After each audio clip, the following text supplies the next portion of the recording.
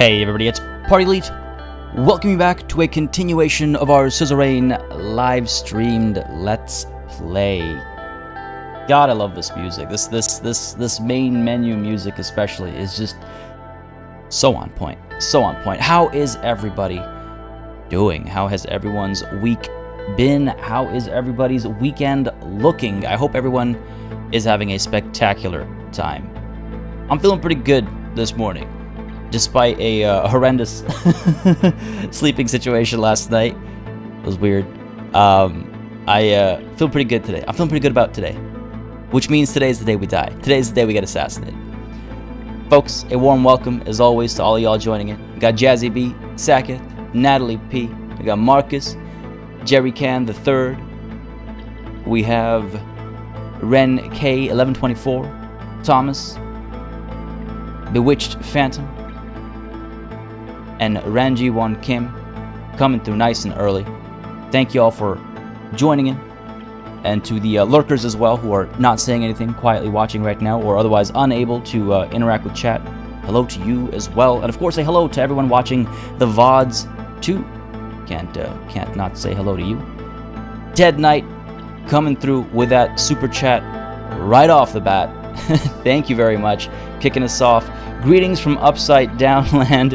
You may stream at 1 a.m. for me, but I love you anyway, mate. Oh, thank you very much. I appreciate the willingness to stay up, what I presume, based on how you phrase that, willing to stay up so late to hang out. Finding the perfect time is always difficult. It's actually why I stream earlier than I otherwise would, because I gotta look out for you know, all ends of the time zone spectrum, if you will. Glad you can make it. Thank you for that super chat. Again, as you very, very well know, really helps the channel, keeps us alive and running smoothly, as I like to say. Classified coming through as well. How's it going?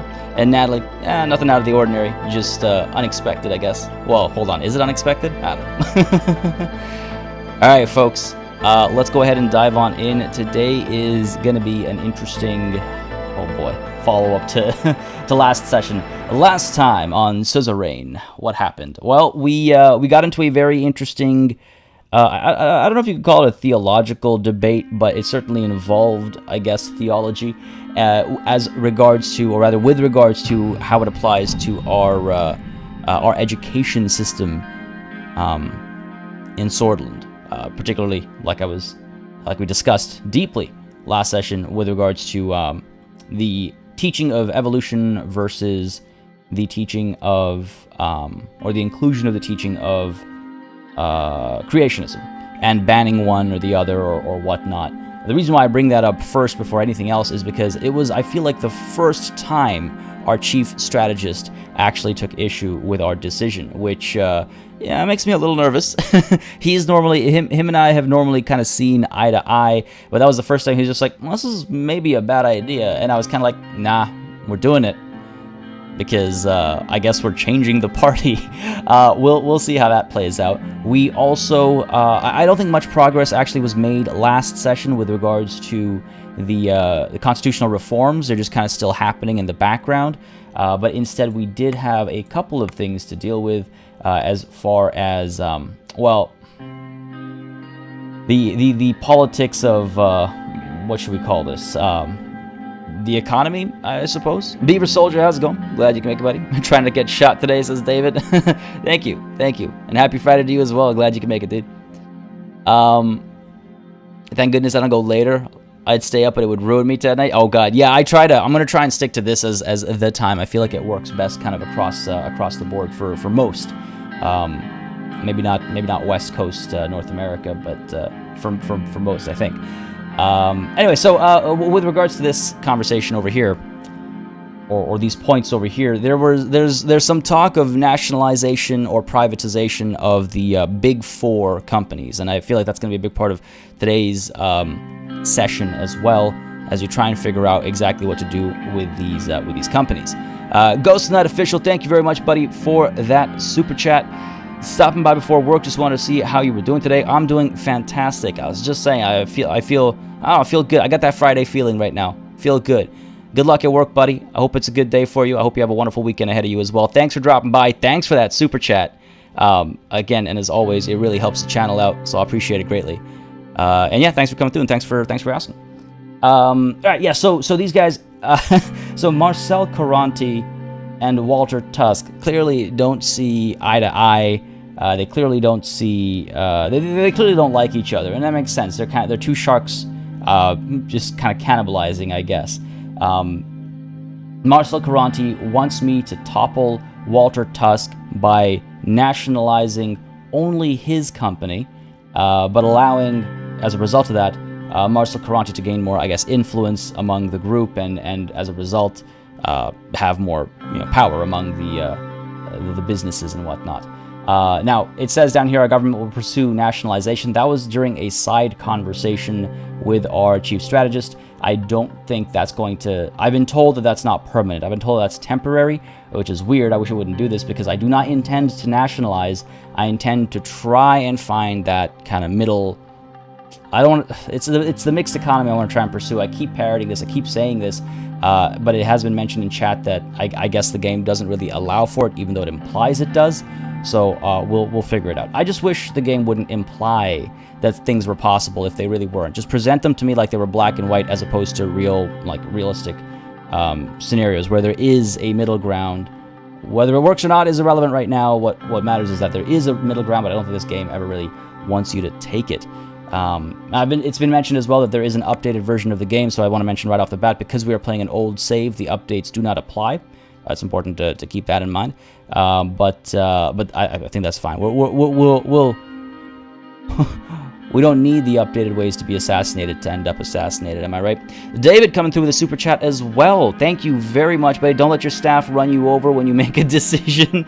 Oh man, yeah, for real. Like, what's the being driven over equivalent of a doormat? Roadkill. Yeah, don't turn it into roadkill. Yeah, well, here's hoping. Thanks for that super chat, buddy. Again, it really helps a lot, so I appreciate it very, very much.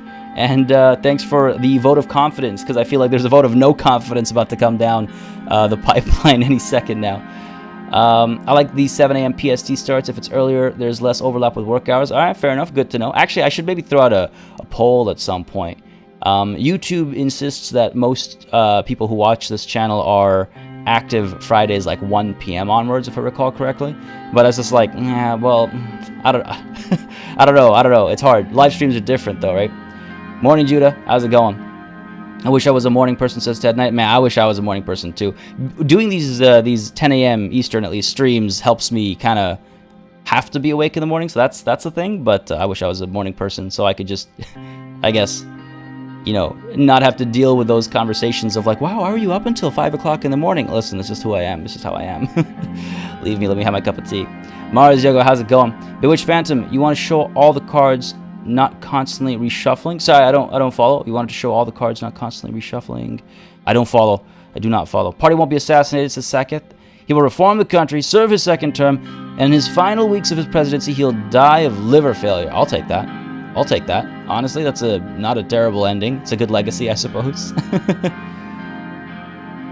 All right. Oh, okay. I see, Jazzy. So I get to choose how much to nationalize some companies, including not at all. All right. Gotcha. Well, I need already a quick sip of water, and we're going to dive into these events and kick off today's session. And hopefully, why is budget in red? It didn't used to be. Is this one of the updated things that actually carried over to this old save? It used to be black, but -3. If I recall correctly, and now it is red, a -3. I'm sure that's just a visual change, but I don't like it. But which, I mean, I do like it. It just makes me nervous.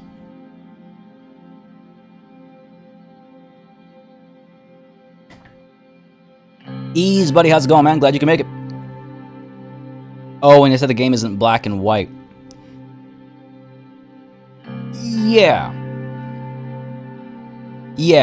exactly. I want to see the full hand. I don't mind surprises, but I do want to see, like, realistically what my options are down the line.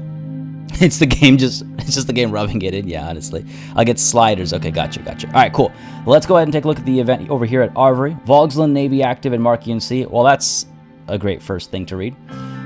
The Heldelin Island has been disputed territory for many years between Agnolia and Vogsland.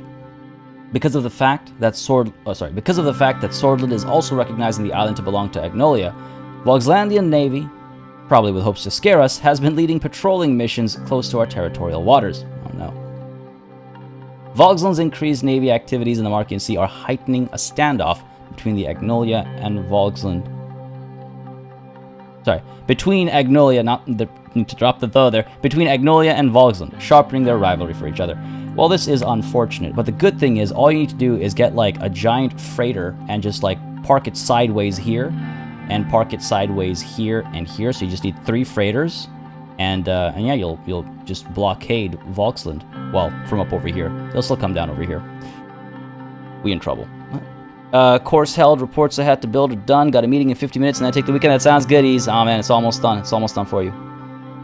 Yeah, exactly, Thomas. Yeah, the red is just to scare me. Yeah, for sure. Too soon? I don't know. Is it too soon? I feel like it's evergreen content. Ah, yes. What are the chances that's the name of the damn thing? Evergreen. Oh my god.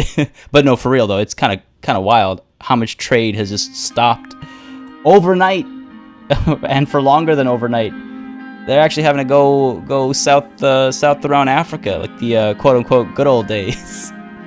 Oh man, okay. Oh, I'm gonna live off the high of that evergreen content moment and dive into this conversation. Ownership changes of major corporations with the Ministry of Economy at Hulsord. Okay. Tree pun. True, actually, evergreen trees, right? Evergreen content is also a thing. Evergreen content is like the type of is content that like lives forever and people will always come back to. But I didn't even realize, right? Evergreen trees. Oh my god. Of course, bring back the tree puns from Tuesday. Lucian and I arrived at the Ministry of Economy. Assistants took our coats and showed us into the meeting room where Simon, Edith, Gus, and Mikhail were waiting. Soon as I entered, their chatter stopped and they stood up. After a few pleasantries, everyone but Simon took their seats. He opened his briefcase, produced a folder, and proceeded to go over some of the documents. Dude, the changing music always gets me like, what?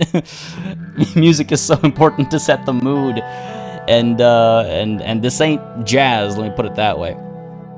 Yeah, $400 million per hour. It is ridiculous. Man, we're living through all kinds of history. It's kind of wild. Greetings, everyone. Welcome to the Ministry of Economy. Without further ado, we're here today to discuss our economic move towards nationalization. God damn it, man. Don't phrase it like that. Both Mikhail and Edith had their arms crossed and frowns on their faces. They were listening intently. Well, tell us how you really feel. Mr. President, before you arrived, certain individuals in this room were voicing their opinion against a nationalization plan. But as I understand it, your decision has already been made. Dude, it's...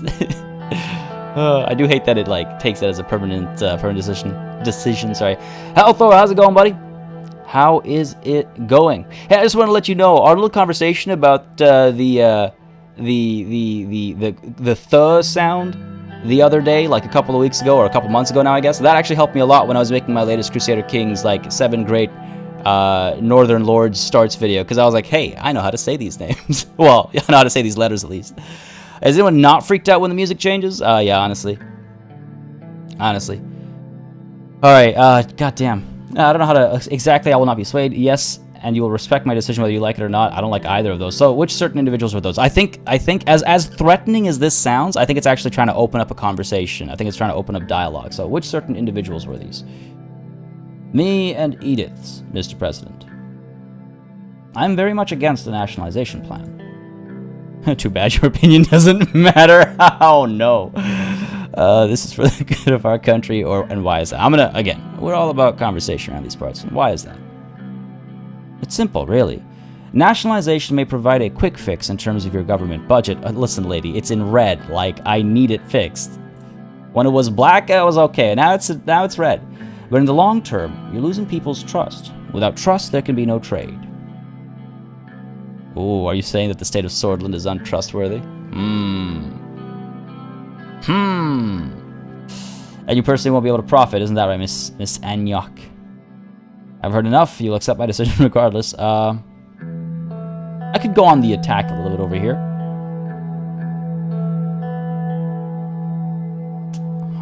See, because like I can already see where she's gonna go potentially with are you calling the state untrustworthy? She's gonna be like, no, but there's a history of the state failing at XYZ. You know, even our highway project, to be fair, did get delayed, so she might be able to use that against us. So that's, I don't want to give her ammo, basically. Versus you personally won't be able to profit. I mean, sure, she can speak against that, and she definitely will, but it kind of shows that we're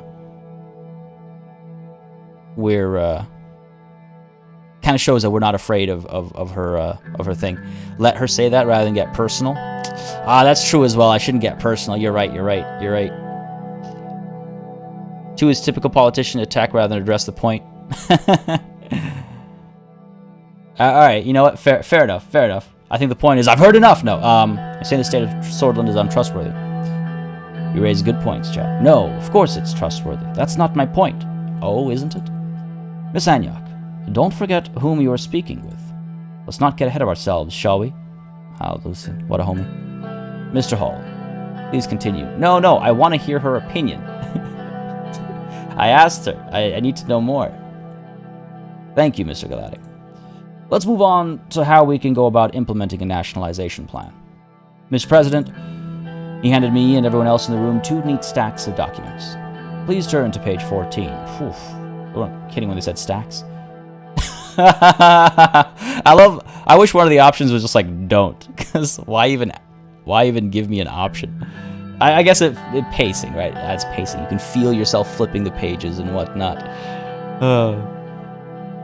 Poor Edith just got swept aside. Yeah, she did. I guess that's why the First Lady is so involved in politics now. And yeah, Halathor, it was super helpful. It was super helpful. Thank you. I don't have to read pages 1 through 13. Yeah, it's just the preamble. Who cares? I turned to page 14. The title was Heart of Sordland. Ooh, hello. Oh, okay. I was like, is this a new entry? No, it's just the HOS. The multi-industry corporation worth tens of billions of Sordish Ren and is part of the Big Four, the 4 largest companies in Sordland. They're involved in nearly all industries, but only have a monopoly in the media industry through the ownership of Sordland Today and the Sordish Broadcasting Corporation, founded by Konrad Karanti, the first modern Sordish entrepreneur. So what you're saying is, if these guys were state-run, then we'd have state-run media, is what you're saying. Note, state-run media isn't a bad thing, but it obviously can be it can be used like anything else. Lucian looks like someone for a movie who locks you in a death room, and he's like, haha, you can't do anything. I don't know. Maybe. The furrowed brows certainly make him look angry at all times. They were discussed in the pre-meeting. Yeah, that's what they were muttering about before I came in here. You just picture overshooting and then flipping back and the pages are stuck together. 5 minutes later, you finally make it. Yeah, exactly. There should be a whole chain of events if I'm flipping to page 14. The nervous sweat as you're not able to find page 14 and you're just like, and you look at the next person over and you're like, is this page 14? Why aren't these labeled properly? My photocopies were copied poorly. All right. The Heart of Sordland. Led by fledgling CEO Marcel Caranti, HOS has recently observed a boost in their revenue. They control many media organizations across Sordland. It is possible to see their imprint everywhere, from newspaper stands to convenience stores. Newspaper stands to convenience stores. In fact, they own more than half of the media products in the country. Ooh, that's bad. We all know how much of an effect media has on politics. That is the reason I think if we are to nationalize any corporation, HOS should be our target. I must add that I myself am against fully nationalizing any of these companies in principle. However, we could partially move the ownership of HOS to the state, gaining access to their income to help end the recession and provide for our citizens. Now we're talking, all right?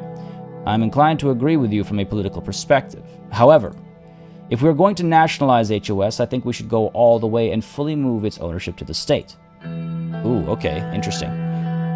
Crokets one, how's it going coming through with that call for genocide? If that's what makes you happy, don't worry. It's certainly happening at our borders. Something for everyone around these parts. Looking through a peephole through the door. Sorry, Bewitched Phantom, I don't follow. Oh, you mean about Lucian. Beaver Soldier, I wonder what the other pages said before and after. They're almost definitely all useless.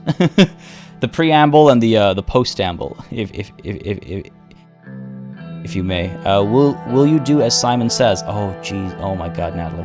That's good. I didn't realize his name works like that until now. I'm kind of tempted to go with the partial nationalization because that's what I was talking about previously.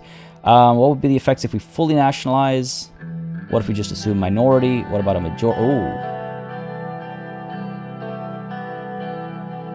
That's an interesting choice. I think a majority share, it might as well be, like ownership at that point, right? Okay, what if we just assume a minority? This is the one that I have questions about. Yeah, what if we just assume minority ownership? At first glance, a minority share might make sense. However, I don't think it's a good idea. It would only serve to make Confronting angry at the state while retaining enough power to damage us. You know, that's a good point. That's a good point. See, the thing is, he's the only one who has directly addressed this conversation with us, which is why I'm saying that's a good point. Marcus government-run media. It's not necessarily a bad thing. It can be, but anything can be, right? Just like the current running of the media is very much running against us and twisting everything against us. Like, it doesn't matter who owns it in terms of public versus private. It matters how it's used and who owns it. You know what I mean? Lewis and spitting truths again? Yeah, no, he's got a good point over here. He's got a good point over here. In the case of HOS, I do agree. Oh, okay, Simon. Fair enough. So for HOS, both my chief strategist and my minister of economy think we should go with full nationalization. All right, you know what? I'm gonna take notes because I feel like I'm gonna start forgetting some of these bigger things moving forward. Oh, gotcha, Marcus. Yeah, I can see how this is setting up the actual decisions for real now. All right, what would the effects be if we? What about a majority share as opposed to full nationalization? Let's just test the waters here. What about a majority share? I believe this is the way to go. We would have board control over HOS and supplementary funds for government projects. It's a win-win situation. Well, okay, that's not how win-win works, but okay. Theoretically, but we would still be making an enemy out of Marcel Caranti. He wouldn't be as powerful, of course, but I believe it's safer to move him off the chessboard entirely. Alright, so what would the effects be if we fully nationalize Heart of Sordland? They'd be disastrous is what they would be.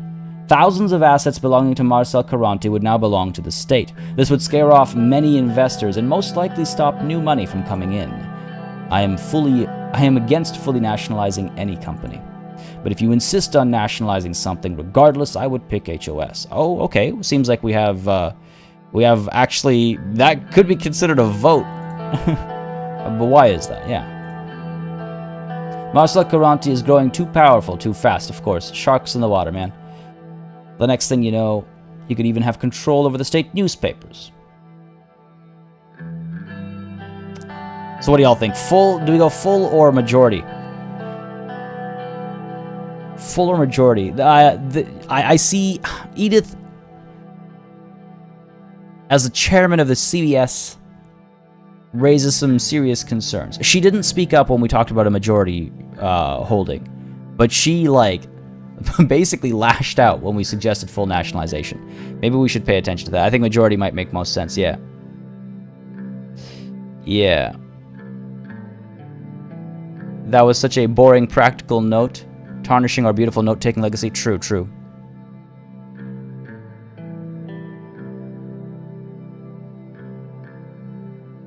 There, how's that? Is that better? There you go. Let's move on to our next option. Keep saying a mix. That sounds like majority. Well, yeah. Well, mix could be majority or minority, I guess. But I guess it depends on how much control we want over the different aspects. It seems like majority might be the way to go there. Ooh, turning to page 37. How big is this document? How much paper did you waste on useless pages, man? This could have been... Clearly, it could have been 2 pages so far. Turn to page 37. The title was Bergia Steel. Bergia Steel was founded in 1889, and it is part of the Big Four, the 4 largest companies in Sordland. It is a primary steel manufacturer of Sordland and operates mainly in the Bergia region. It also works in steel construction projects and is highly successful due to the experienced architects and engineers they possess. Interesting. I didn't think, like, why would architects work at a steel company as, like, consultants, or is that something that's is that an old-fashioned thing, or does that still happen where architectural firms not a separate entity? I got questions. I actually have someone I can ask. 23 pages about one company. Nah, Beaver Soldier. I'm sure all the middle pages were just like, I don't know, doodles or something. Probably. Bergia Steel has been contracted by Welland for several works close to the Swedish border, and this has led many to increase investments and trust due to its potential to rival the state corporations, which mainly dominate the public sector. Contracts. Sorry, Walter Tusk owns a majority stake in the corporation. All right, well, this one's the one that we might want to fully nationalize, right? Based on requests that have been made of us. It may be a steel and construction company. That's the only thing I can imagine is like they're not just a steel company, but they're also developers and whatnot, and they also need architects in-house. Bergia Steel. It is the largest private corporation in the Big Four, and therefore the largest in Sordland. It has been at the helm of steel manufacturing for many years. It is led by current CEO and Lotharberg spokesman, Walter Tusk. I believe all of us in the room are familiar with him in one way or another. What can I say? They have been widely successful since their founding. They have achieved renown not only in Sordland, but worldwide. I believe we shouldn't attempt to break something that is already working. I am against the nationalization of Bergia Steel in any capacity. Not to mention any amount of nationalization would be disastrous for both Bergia Steel and Sordland. Much of our steel trade is reliant on their manufacturing capabilities. Any sudden change there would be like throwing a screwdriver in a working engine. No matter what, we should refrain from nationalizing them. It could result in an economic crisis. I don't have so strong of an opinion, but I will say that nationalizing both Bergia Steel and HOS would be quite unwise. Oh, okay, interesting. Interesting. Yeah, exactly, Beaver Soldier. For those who can't read. Simon probably gets paid by the word. Oh, God. That's why it's like 1,000 pages, this thing. It's interesting. So you can see now what the game, at least, was playing at when it brought that proposal to us. Where Marcel Caranti wanting Walter Tusk's company to be nationalized, but all of our advisors literally suggesting the opposite of that happen. Spindle, how's it going, buddy? Glad you can make it. Good morning indeed.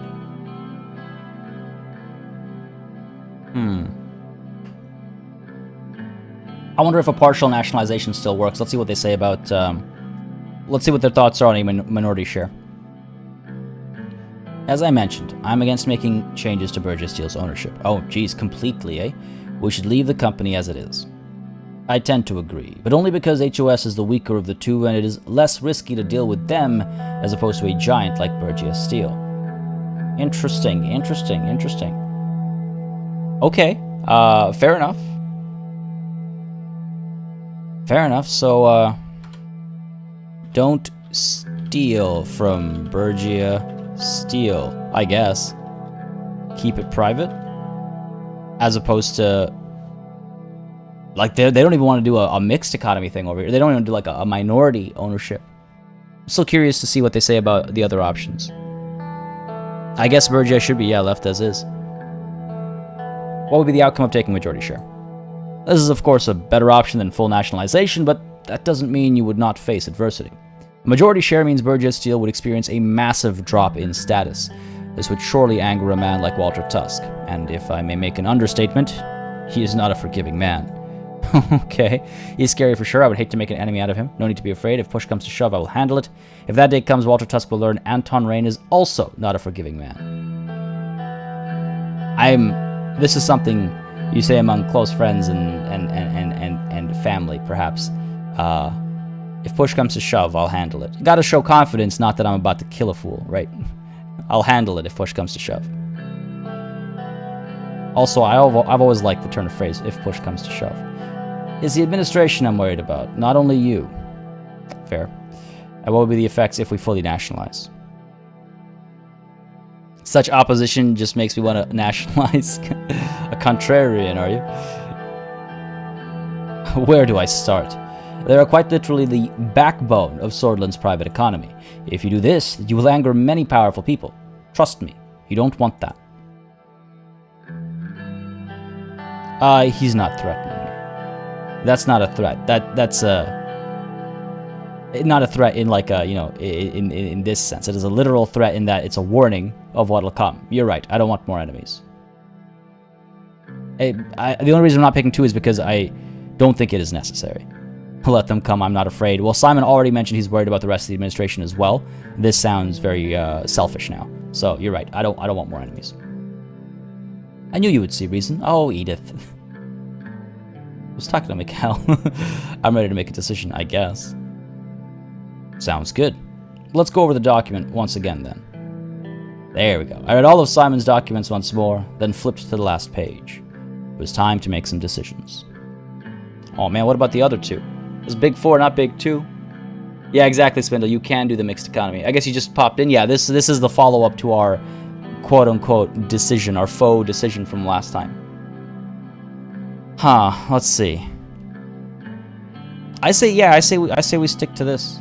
The companies listed below represent the 2 largest private corporations which play a key role in several strategic industries.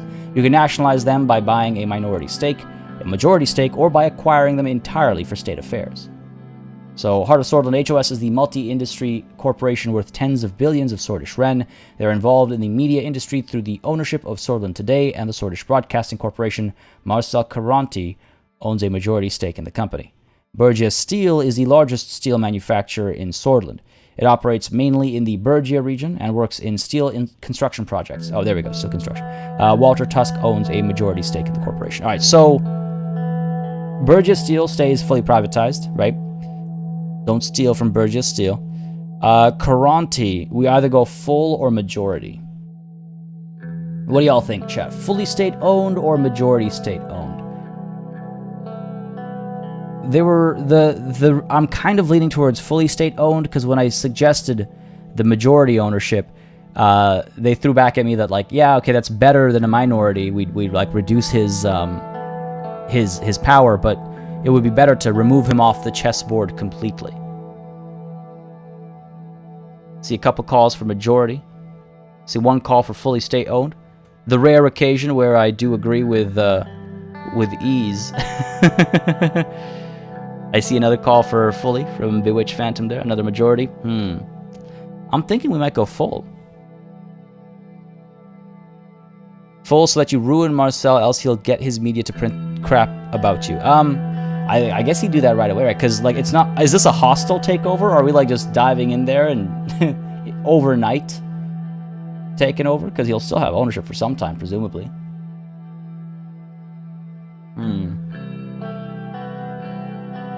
See some more calls for full. If fully, you anger and discourage people from investing. Yes, but Bergia Steel being entirely private should hopefully balance that out. Full state and he'll be out of the game, says Laksha. Yeah. You know what? I'm leaning towards fully state-owned. Ted Knight switching. Jazzy B, you've changed my mind. Take it all. You know what? I think I already had my mind made up while we were coming into this conversation. Not exactly the consequences I was hoping for. They've pushed my hand a little bit. So, yeah, fully state-owned Heart of Sordland. Bergia Steel clearly a bit too powerful at the moment to mess with, and it might break our entire economy, our entire private economy. So, fully state-owned Heart of Sordland, fully privatized Bergia Steel. Let's do it. I think there's no questions about Bergia Steel. It's very clear that any amount of nationalization over here would be problematic. So, we'll leave them be as they are. Just means the state can and will randomly assassinate your business. I guess. What's life without risks? Hell yeah, Jazzy V. That's the motto, right? Listen with your heart, you will understand. No, I don't think we'll mess around with Bergia Steel. Those warnings were very clear as crystal. All right, folks. Steel yourselves, there might be trouble. We're done here. Oh god, why do you have to do this to me, game? I was ready. I clicked done because I was ready. Yes, I was sure, but now you give me this warning. Now I'm less sure. You're about to make changes to the ownership of prominent companies in Sordland. Are you sure about your decisions? And then Jazzy B drops the here we go. Goddamn, take them in Cthulhu's grasp. Oh no, we don't need another political party in the cult of Cthulhu. God damn it. Stupid warning box. Nationalize Bergia, stealing my second turn? Yeah, that's what I'm talking about. I like it. Am I sure about my decisions? Yes, I am. Except, like, not really. I signed the document altering the ownership of the Big Four with a flourish. Simon leaned back in his chair. So, this is the path we are taking. Although I'm very much against the nationalization of any company, I'm glad you at least chose to leave Bergia Steel alone. If I were Mr. Tusk, I would be very happy with this decision. Right, Edith? She chuckled. For sure. This has been a fruitful meeting. I agree. Listen, are you not seeing? Do you not take issue with the chuckle and the? Does this bother anybody else, or is it just me? I don't like this exchange at all. Now we must look into implementing these changes. Before you start that discussion, I'm afraid Edith and I will have to leave. We need to report the outcome to our companies to make sure we can mitigate the impact. Thank you, everyone. Have a nice day. They gathered their belongings and left the room hurriedly. Oh, I really don't like this exchange at all. Kexan Radark, yeah. Warning, are you sure you want to be assassinated? Basically what the guy was asking. Also, hey, welcome to the stream. I don't know if I've caught you in chat before, but or if you like switched your name or something, but hey, how's it going? Hope you have a good time. Hate that movie. Which one, Marcus? Oh, I see Pocahontas was mentioned. I see. Oh, I missed the reference there too. I think I watched Pocahontas like once. And then I watched the Pocahontas sequel, known as Avatar. Very different, those two movies. Karanti's gonna be furious. Oh, he is. This is gonna be interesting. Y'all Greedo, how's it going, buddy? Thanks for dropping by. No Muhammad Ali today, but a different kind of boxing ring. That'll be it for today then. Oh, okay. I know everyone has very busy schedules. Thank you all for coming. I want to see the results as soon as possible. No. Good work, everyone. Indeed. I put the documents in my suitcase and left the room with Lucian. What? Why? I guess buying a company will hurt your economy before it helps it. I was told that would improve my economy. Actually, you know what? Nah, we made our decisions. I think we'll remember what we did there. Wait, there is a Pocahontas too? You're kidding me. God damn. All right. Well, that's not the result I was hoping for. What the hell, game? Why you do this to me? All right. Looks like we're good to dive right on into Unified Education Language Act. Ooh, and the results of the economic direction. Let's take a look at these results first, and then we'll sign that other decree or what have you. With the nationalization decisions made, all that was left was for Sordland's two most prominent oligarchs to sign the paperwork. And so I called them both to the palace conference room. I did not what? Uh-oh. Lucian showed Marcel Caranti and Walter Tusk in. They sat across the table from me, leaving one empty chair between them. Walter was watching Marcel with a vile smirk on his face. Did you think you could go behind my back, boy? Come on. I wouldn't be in my position if I didn't know how to play my cards right. You still have a lot to learn, now that Daddy isn't around to hold your hand. Man. Shut up, Walter. Gentlemen, before the conversation is derailed further, Lucian moved over to Marcel and fanned out the agreement papers in front of him. Mr. Caranti, here is the agreement that pertains to the nationalization of HOS and the transfer of your shares to the state. He pointed to various sections on various pages of the document. You will need to sign here, here, and here. I won't sign anything without reading it first. I can respect that. He started going through the papers, as you should. Remember, folks, always read a contract before you sign it. You don't know what you're signing away. That's just... A lot of people don't actually do that. Always. Even if it's from a trusted entity. Like a... Or a typically trusted entity. Like a bank or something. Oh, always read a contract. When he finished, He turned back to the first page and went over the whole stack again. And again, and again. Ooh. Just sign it already seems like I'm not allowing him to do his due diligence. Is there a problem? Yes, I know what his problem is. Classified, yes, exactly. You gotta read each and every one of those.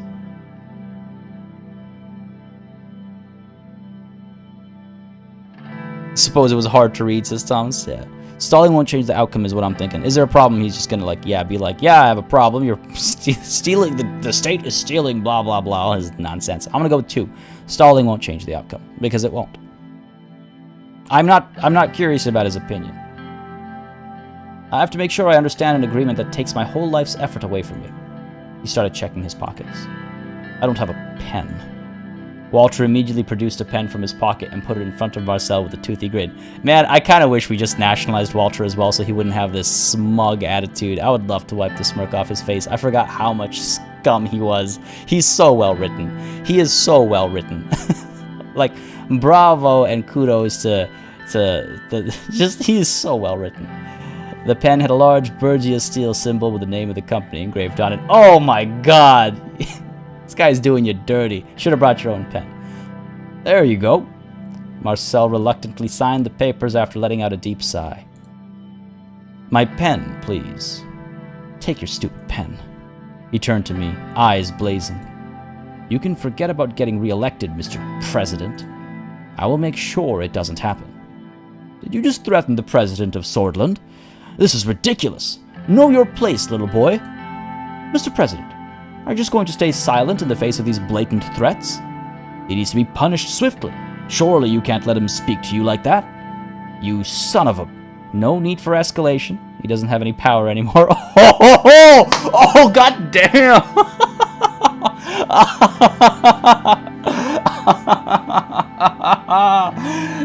Oh my god, that's holy... Dude, oh my god, poor Karante, man. That's just rude. Salt on the wounds. Oh my god, one is beautiful. Mr. Karante, I've showed you what I'm capable of. You will not threaten me, or else. Oh damn, these are both kind of escalating. But one is one. Oh my god, I kind of want to do 1. I'm so tempting. The clapback is real. Hell yeah, man. Oh my god. Jesus. I think I might go with 1. Oh dear. It's like 2 siblings arguing with their parents' favor, one over the other. Yeah, honestly. Honestly, I gotta go with 1. I can't not go with 1. This is just too good to like. If whoever's writing my eulogy should remember this moment and mention it. I mean this guy's eulogy. The president's eulogy. No need for escalation. He doesn't have any power anymore. Holy crap, man. Stripped down, honestly. That's amazing. Oh, I wouldn't underestimate what he can do, President. That's Mr. President to you, buddy. Well, don't get too comfy with me. An animal is most dangerous when he is cornered. A man like Marcel could prove difficult in the future for sure.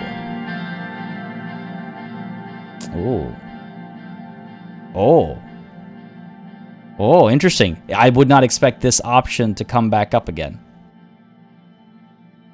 I don't like whatever. He said something in a moment of passion, you know. He's upset at the outcome. He's allowed to be upset. Right? I've only seen the version of this where you take Bergia and it's just as satisfying, but this is better written. Oh, interesting, Jazzy. The writing in this game is fantastic. Absolutely flash. Ah, Spindle, I had to pause at the worst possible time there. That's a bummer, dude. Damn, that was a great moment. Yeah, I guess there is no need. I'm no tyrant. I don't intend to do anything terrible to him. There is no need. We'll let him keep his like mansion or what have you. There is no need. You're not Saul or Ease. You picked Walter over Marcel. Interesting. Wasn't sure which way you were going to go. Both are slimy. They are both slimy, but I got plenty of warnings with regards to to taking over the steel conglomerate. Very well. See, Marcel? This is called graciousness and mercy. Two traits that you have never had. Your words don't work on me, Tusk. Mr. President, you're being played. Mark my words. One day, he will turn on you as well. I am not you, Marcel. Mr. President, Walter, I'll see you both in hell. Hey, at least he knows he's going there too. Marcel packed his belongings and furiously exited the room, closing the door loudly. Walter followed shortly after. We'll send him the bill for any damage caused by by slamming the door shut. That was satisfying. We do have, again, I want to make it clear, I'm not doing things because Walter Tusk is scares me or anything like that. It's his company's power that we need to chip away at before we completely take control of it or anything like that. Y'all agree he can take his sour, penless ass back to his house? Oh, that's I like that. Country overview has been updated. All right, let's take a look over here. Media bias. The media in Sordland is experiencing organized interference from the state and private organizations. I mean, this has been true for a very long time. Except, I guess, now the state is involved as well. What does the news say, though? The Hallsword Post. Nationalization of Heart of Sordland. Today, the government has announced changes to the ownership of one of the two largest private corporations in Sordland. Under President Rain's new nationalization plan, the entirety of Heart of Sordland, including all subsidiaries and foreign operations, will now belong solely to the state. This move is expected to reduce the extraordinary amount of control the oligarchs have over the Sordish economy. The ex-CEO of Heart of Sordland, Marcel Caranti, has been silent on the matter and refrained from making any comments thus far. Alright, good stuff, good stuff. However, because to me, Marcel is honest, and at least you know what kind of slime bag you're getting. Yeah, I guess that's true. They're both slime slugs. You just need to put a little salt. Looks like there was plenty of salt in that meeting, man. See how media bias isn't in red lettering? Yeah, true. This is all good. We're all good. We're all good. I know, Natalie. I'm waiting for that. I'm waiting for that moment, too. Police launched successful raids. Earlier this week, the police launched raids on shops and warehouses in Arvory City and Estord City. Their operations are reported to confiscate more than 2,000 illegal firearms and drugs. That's not how that works. 2,000 what of drugs? 2,000 grams? 2,000 kilograms? Tons? Like what? That's kind of funny. The captain of the police force in charge of these raids has released a statement saying that the shops are from the two notorious crime families, the Skinner and the Coronelli family. Oh dear, we got some mafia troubles brewing, I suppose. Not only focused on the stream, sending emails and doing quote-unquote important stuff, but somehow I keep alt-shifting back and thinking real life will be there forever, the stream will end. Truer words have never been spoken. Inspirational, truly. Meanwhile, Natalie coming through. There's always VODs. That's also a good point. Is that really all the news? I guess it was both from the Hallsword Post. The Codex has been updated as well, it seems. Business. Marcel Caranti. Excuse me, I believe Marcel Caranti was a Sordish businessman. Where are we? What has changed here? After his father's death in 1954, he was elected as the chairman. Oh, here we go. In 1956, President Rain issued a decree and nationalized HOS and seized all of its assets. Despite losing a major part of his wealth is still estimated to be around a couple billion Sordish Ren. According to The Economists, he is one of the 3 richest swords alive today. Yeah, I think he'll be fine. Can't cry for him. Alright, what's going on over here at Conriat? HOS nationalized, of course. Before leaving the Heart of Sordland's ex-CEO... Before leaving, the Heart of Sordland's ex-CEO, Marcel Caranti, had released a statement titled, "Freedom of Press is dead in Sordland." However, there is an overwhelming wave of support from within USP applauding the administration's decision. With HOS under control, public opinions are fully within our grasp. Oh dear, that's not exactly what I was going for. Outdoor, yeah, watching VODs and watching streams are two extremely different experiences. I do agree with that. I do agree with that for sure.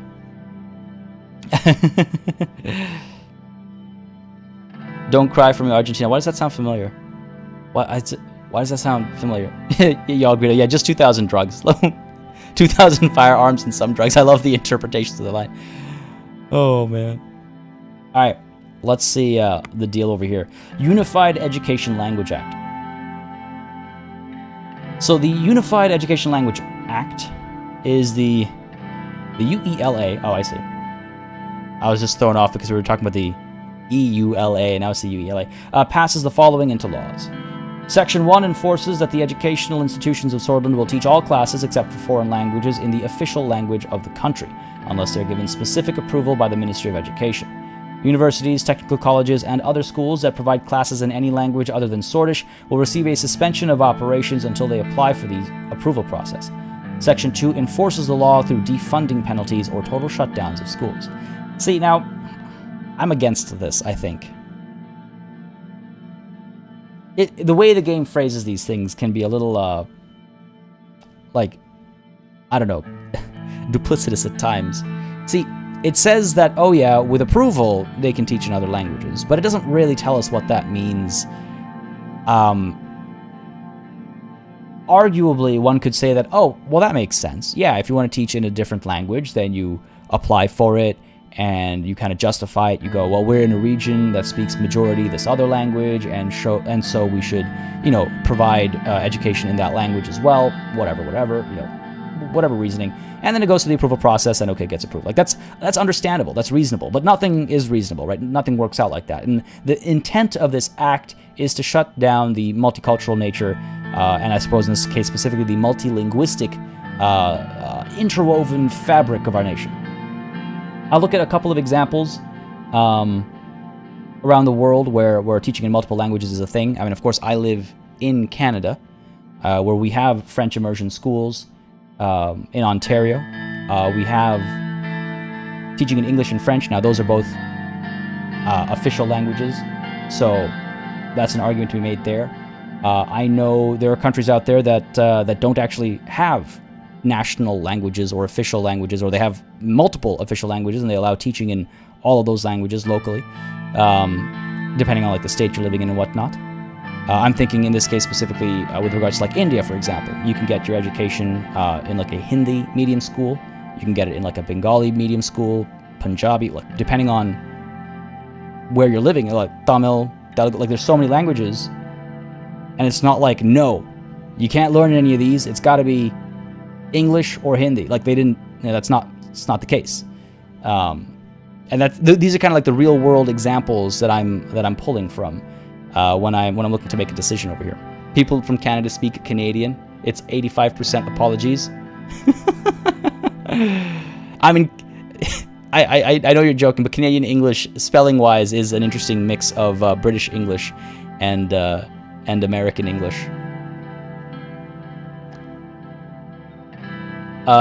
Classified. Sorry, where at? It was proposed by the NFP, yes, which does telegraph the political ideology behind it 100%. It's been proposed by the ultranationalist wing, yeah. I feel like, usually parents teach kids their regional language. Well, so there's a difference though, right? Like your mom and dad, unless they are well informed in a specific field, they're not going to be able to teach you, say, chemistry or physics or higher level mathematics or a lot of stuff, right? Or history. Like you don't really get an education. You learn your language, but you don't get an education, and you might fall behind because you don't. It's a very complicated topic, which I'm only like scratching the surface of. But hopefully, I'm also explaining myself clearly enough to justify or explain my decision. Oh, I did not know about that in Spain, Yarl Guido. You can. Oh, Portuguese and Spanish is taught in Spain as like at equal levels. So you can do Portuguese immersion. That makes sense. Classified the U.S. Oh, okay. I had a feeling, but I wasn't sure because I did not know that about the U.S. System. Actually, that you can teach in whatever you want. I didn't know that. Learn something new every day, like I always say. Yeah, if you're close to another country, typically you'd want to teach languages of the other countries as well. Or if within your own country you've got sizable populations. I think we're going to veto this because, again, not only because of everything I just mentioned, but also because we know the political party that is pushing this forward. So as it was very eloquently put in chat, it does very much, yes. I'm looking for that line again. Where'd it go? There we go. It does telegraph the political ideology behind it. Beautifully written. I love it. I love using telegraph like that. Yeah, we're gonna veto this. Yeah, we're gonna veto this. This time it doesn't warn me. It doesn't say, "Hey, are you sure?" Most of Europe does dual language schooling, if not 3. Well, do you mean by like the same school will teach in multiple languages, or do you mean like there will be schools of different languages? Because like learning a foreign language, having a foreign language class is different from receiving your entire education in a certain language, right? Like, can you imagine being someone who only speaks English, but you have to learn in French? You would be lost. Like, let's say you end up in a francophone country and all your education is in French and you only speak English. You'd be like, oh my God, I've learned nothing. Okay, I vetoed the Unified Education Language Act. All right. That conversation did not get as heated as a debate as last session, I guess. Someone said American English is 4 languages wearing a trench coat. Dude, English is 4 languages wearing a trench coat, all right? And it stole that trench coat in a back alley from some poor bloke who's just lying there crying now, okay? English as a whole is just this language that's come together in the strangest of ways. Oh crap, is it time for the vote? Assembly vote on the constitutional changes. Okay, we're just in our presidential state car, road to the Grand National Assembly. All right, folks, are we going to get T-boned and killed? In Iceland, we learn Danish in the 4th grade, but English in the 6th because we used to be a Danish colony. Oh, okay, interesting. But, like, is that the primary language of teaching, or is that, like, one class among all your classes? I'm so curious. All right, let's get into this. But yeah, do we get T-boned, chat? Sell my soul to Cthulhu for protection? We'll be fine. We'll be fine. Surge was driving me towards the Grand National Assembly for today's historic vote. It was a big day. I wondered whether my attempt at changing the Constitution would end any differently than Alfonso's. I looked out the window as the noise of the city diminished, and saw that we were already inside the palace complex. The complex housed the buildings of all government branches in the center of Holsord. It was one of the biggest developments in Sordland. The Maroon Palace stood on a small hilltop surrounded by trees. We passed by the palace and entered the forest that separated it from the Grand National Assembly. We drove on the small road that wound through the forest. It was a warm day, so I rolled down the window. I could hear birds singing from the trees. You okay back there, sir? Hey, Serge. I'm okay. How are you doing? I'm as good as I can be, sir. Serge made a left turn out the forest and entered the vast garden area of the assembly. I was scared for a minute there. How many assassinations have we committed in the forest in Crusader Kings? Did you know that Mr. Tarkin Soll came to Holsord this morning? I heard some politicians talking about it today. Apparently, this is the first time he's come to the city in the last 5 years. I thought he left the mainland and lived on Duru Island, never to return back to politics. But they were saying he might be here to exercise his Member of Honor rights for the first time. What the hell, dude? Oh. Oh no. Oh no. Oh no. Oh no.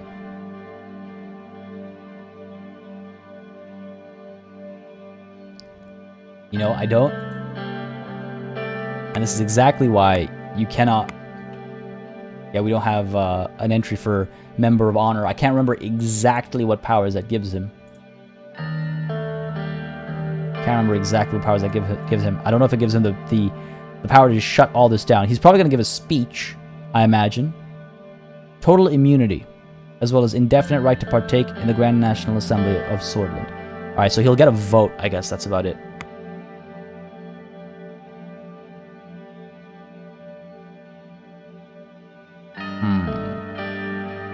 Yeah, it just means he sits in the assembly, so he just gets his 1 vote, and that should be fine. That shouldn't be the end of the world.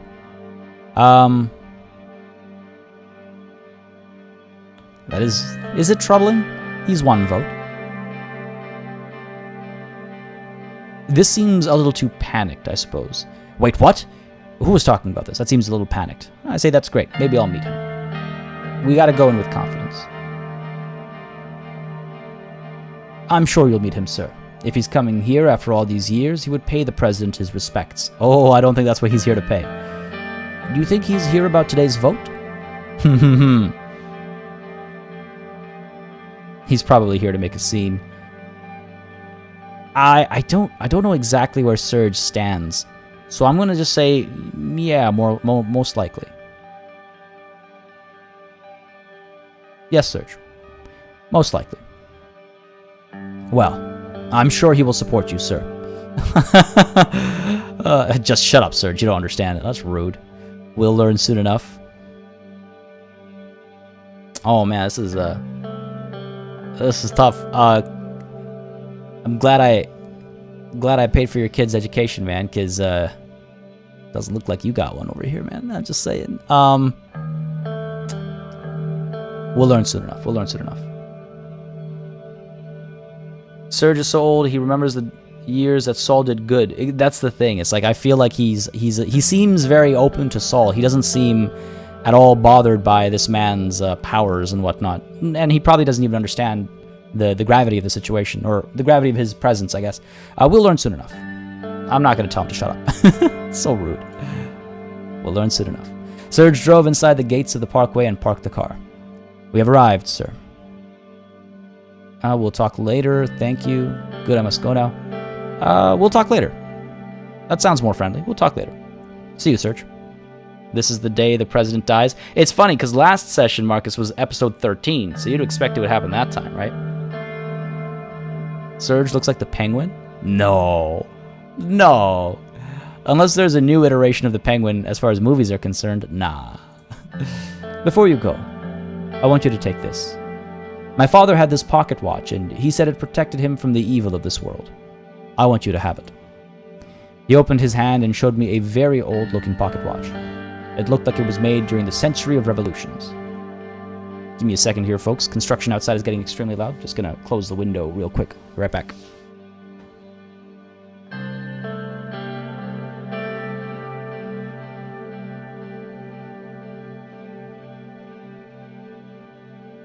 Alright, hopefully that does the trick. BM, how's it going, buddy? Glad you can make it today. Hope you had a good Friday. We'll talk later. What a red flag. Oh, God. Well, we're not in that kind of a relationship. We need to talk. This is a bad omen, isn't it? Yeah. Rip, bullet. Oh, God. Get your fingers over your F's, folks.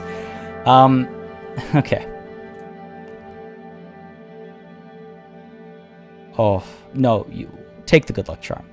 I'm not... 2 is just horribly rude. If someone believes something will help you and they're giving it to you in the hopes that it helps you, you don't do this. No matter how much you believe it, don't do that. Unless you want to get assassinated. Take the good luck charm. I can't take this. It must be valuable to you. Ooh, that's what I'm torn between. 1 and 3. 1 and 3. Oh my God, Bewitched Phantom. Yeah, we're good. We're good. We'll survive. We'll survive.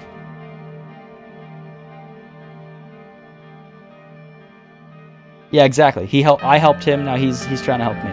Let's hope it stops the bullet and doesn't just go through. That's what I'm thinking. That's what it's the setup for, isn't it? Put this in my breast pocket and keep myself alive. Wear it around my forehead. I guess I'll take it. Take the good luck charm. I think it's the right thing to do. And we'll return it to him afterwards. Or he wants me to have it permanently, maybe? I looked at the back of the watch. It was made in 1920. I put it in my front pocket and gave my thanks to Serge. I opened the car door. When you say front pocket, do you mean breast pocket? Good luck with the vote. I walked up the white stone stairs of the Grand National Assembly.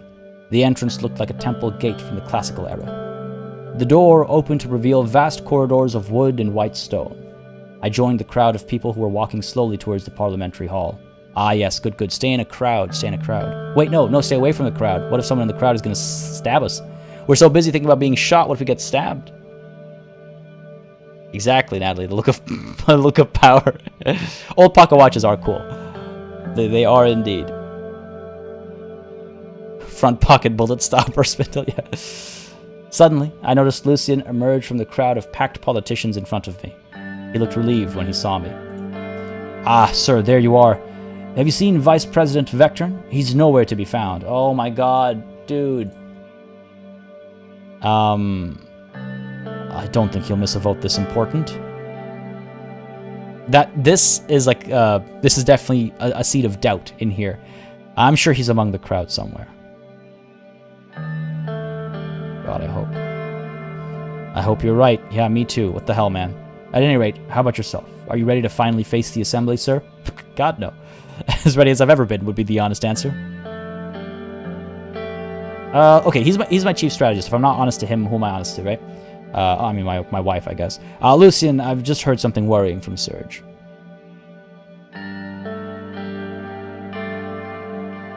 We'll address that later, sir. Come, we must go inside. Oh, man. that's how you know it's a real problem. Yeah, man, Vice President is living up to his name and title as Vice President, I suppose. Still partying. Still hungover, probably. God damn it, man. We followed the crowd into the parliamentary hall. After we were inside, Lucian and I separated to take our assigned seats. I went up to the mezzanine overlooking the hall and sat down. I waited as the MPs took their places inside the hall one by one. After a while, I saw Gloria walk to her elevated seat at the center of the hall. Ladies and gentlemen, please take your seats. We will shortly begin with today's agenda of the USP's proposed changes to the Constitution of Sordland. After a short while, everybody was in their seats. According to the current Constitution, constitutional amendments require a 2/3 majority in order to reach Assembly approval. If the vote succeeds, the proposal will be sent to the Supreme Court. The proposal in question includes these points. She started reading the proposal to the Assembly. First section of the changes, Article 57, is modified with the following. She continued reading the proposal, highlighting each section. Section 2, paragraph 36. She went on. May not exercise his right to, and on. The justices of the Supreme Court. Most of the MPs seemed like they were already falling asleep. A simple majority is considered. The seat was really hurting my back. Section 4, paragraph 44A. It felt like an eternity had passed. Finally, she finished reading the changes. I hereby invite all of you to vote. She struck her gavel down. The loud bang made some MPs jump up in shock as they woke from their deep sleep. As I previously stated, it will require a 2/3 majority in order to pass. You may now cast your votes. I felt the need to stand up and stretch. I looked down at the hall from the platform I was seated on. Some assembly members immediately walked to the ballot box to cast their votes. Most of them, however, began to congregate in groups around the hall, discussing the changes. Oh no! Oh no, oh no, oh no.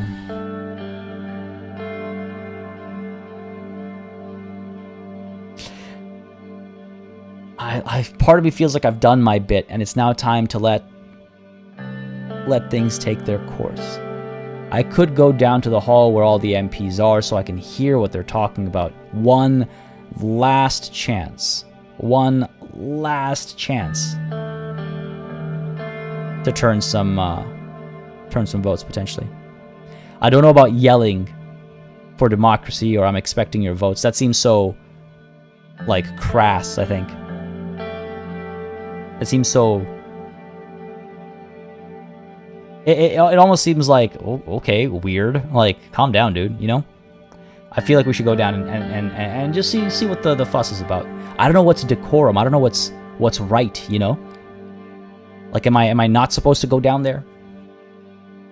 What is protocol? Your own party isn't going to back you, unfortunately? Well, definitely not unanimously, for sure.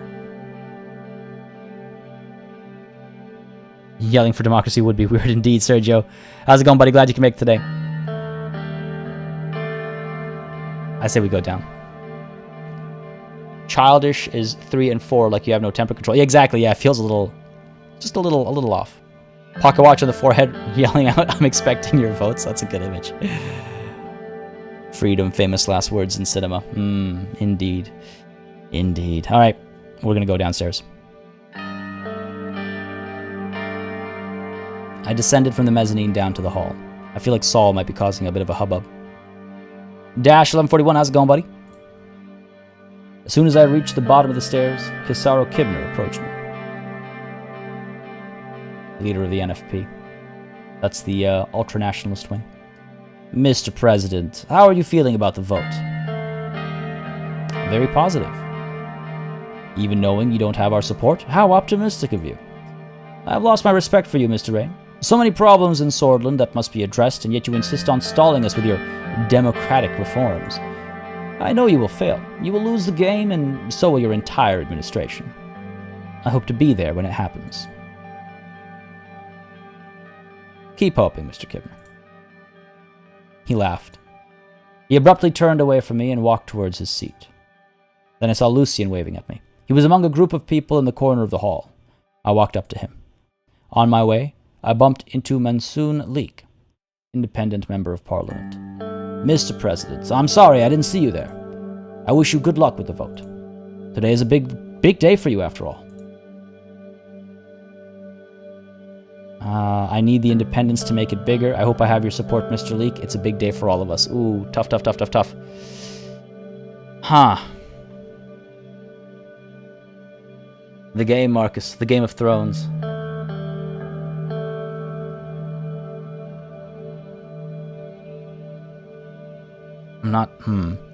One feels like I assume I have his vote.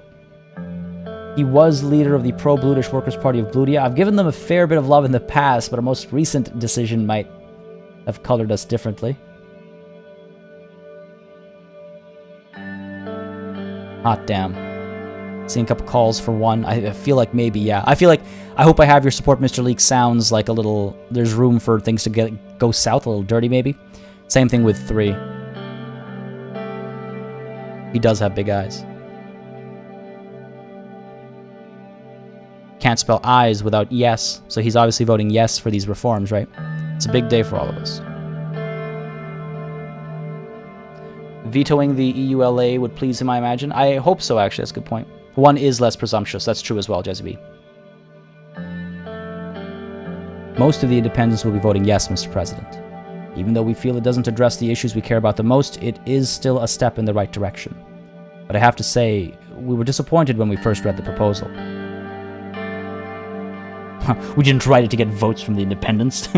I'm sorry it disappointed you. Or we've done our best. I'm sorry I disappointed you. I hope you don't ignore Bludish rights as well, Mr. President. I've got to go cast my vote. He shook my hand and walked away. Well, hey, that's good. The independents are voting yes. That's good. That's good. I finally reached Lucien, by now deep in conversation with another member of our party. He excused himself and turned towards me. Sir, did you vote yet? We have to be quick. What's the rush? No, let's vote. Chief strategist rushing me? He's got a reason. Let's vote. I signed my vote and prepared the envelope. Together, Lucien and I walked to the center of the hall to cast our votes. He kept rushing me throughout the process. Oh no. Where is Jazzy B in chat to say here we go? Oh dear. Where is Peter? I don't know. I don't know where he is. Not around. We haven't seen him. He hasn't been mentioned yet. It's a little concerning. This is also a little concerning. Also, where's my option? Like, how do I not get to choose what I vote for? I can't vote no. Gloria bowed her head slightly in respect as she saw us vote.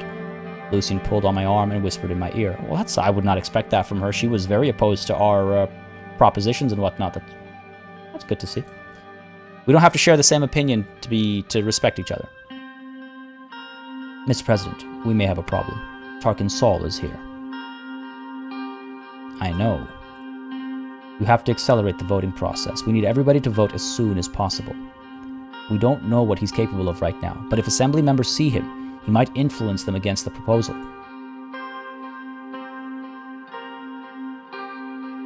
Oh, God damn it, these decisions, man. She's a Sollist. She doesn't respect you, but she does respect the office. That's fair. That's fair. Maddie, hold my beer. It's about to get busy. Oh, dear.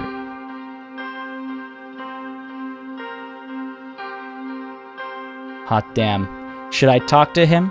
or we should make the people vote now. I feel like I see immediate calls for make the people vote now. I think so. I don't think talking to him is going to help. He will certainly, I don't think he's going to be swayed. The only like reason I can see to speak to him is if it would stall him outside. Sergio LP, Soll is, Tarkin Soll is the guy whose special privileges we are reducing. He was the second president of the country, and he is the only person to hold the title of Member of Honor, which gives him total immunity and gives him rights to partake in the Grand National Assembly. We are stripping him of those rights. So I don't think there's a conversation to be had. I do feel like Beaver Soldier saying as well, I do feel like speaking to him might stall him, but I don't think that's how it's going to work out. I think it's very possible that he's just going to push past me. He's going to push past me. He's going to be like, I don't have time for you. I have to go cast my vote. And I can't stop him from doing that. He has every right to do that. Which is why I think we should maybe rush people's vote. Seeing quite a split between 2s and 4s. He's an older version of you. He's got the mustache. He's got the tie. Wait, hang on. Different policies, though.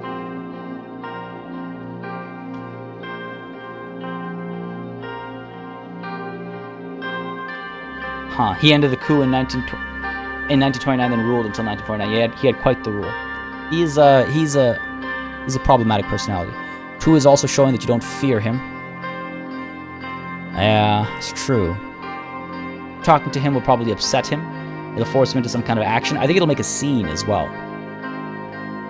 I think talking to him will make a scene. 1 is I think 1 is out of the question. 1 and 3 are out of the question.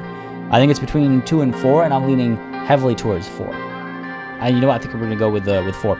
We should make people vote now. Yeah, let's do it. My only concern with this is that somebody else knows that Soll is here, and he's going to call me out. What's the rush? Are you afraid that Saul's going to... something like that. Indeed, sir, but how? Don't ask me. You're my strategist. Come up with a strategy.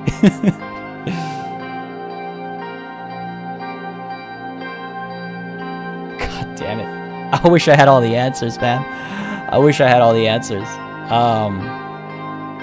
Z is convinced that there's no way this passes. You're probably right, but we gotta try our best.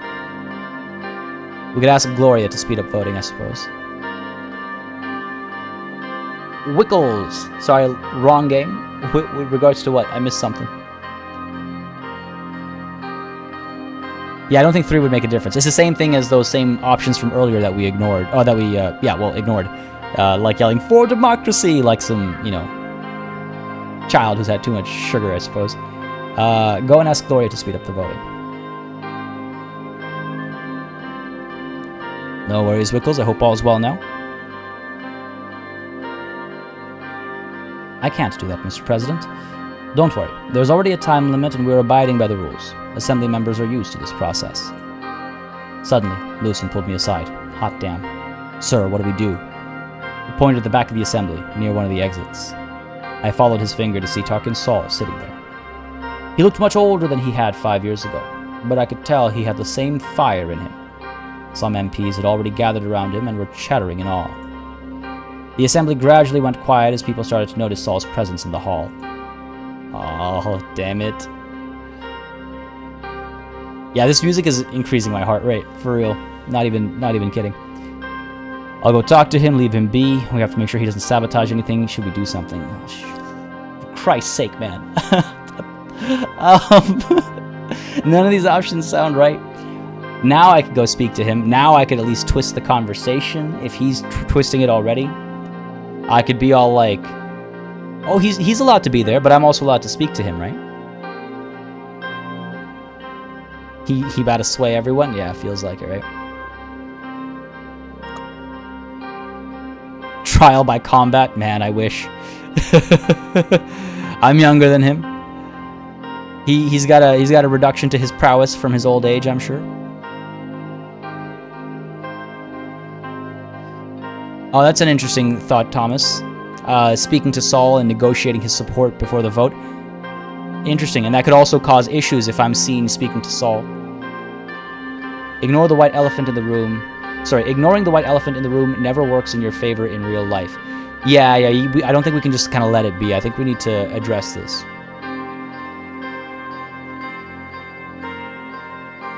Soll will just attract conservatives and NFP anyway. Yeah, but it's the...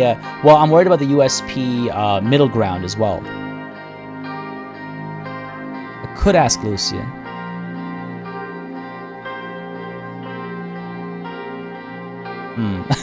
We settle our debates with swords in this country.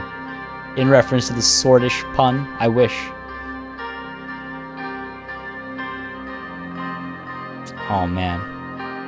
Soll is the elephant in a Sordland-sized room. I like it. The moderates, yes, thank you, Panther Wolf. The word was eluding me. Oh, see, if I go speak to him, I'm trying to like play out all these, playing chess over here. I'm trying to think 10 moves ahead. If I go and speak to him, it could still make a scene. He'd be like, what are you doing taking away my rights? Have you no respect for the history of this country? Like, it becomes a very personal thing. And then I get forced onto the either. See, I'm torn. Then I end up in a position between two decisions, two paths rather. One is be insistent. No, this is for the good of the country. Blah blah blah blah blah. In which case, he gets to play the card like, see how he disrespects our values, our history. Or I go, no, I mean no disrespect. You keep the title. It's just, it's time for, you know, I can be like waffly like that. In which case, the argument can be made is like, see, even he doesn't believe in his stance. Halthor, I agree. Can't we just calm down and cuddle? Is there an option to start heckling him if he starts speaking? I wish. Okay, so that's the problem with that. Leave him be as an option. Make it a stare off potentially. He should be in prison, I agree. We have to make sure he doesn't sabotage anything is true, but what does that entail? And turning to Lucian is maybe a good call as well. You know what? He's supposed to advise me. I suppose we could turn to him for advice. He might start making a speech if I leave him be. That's true.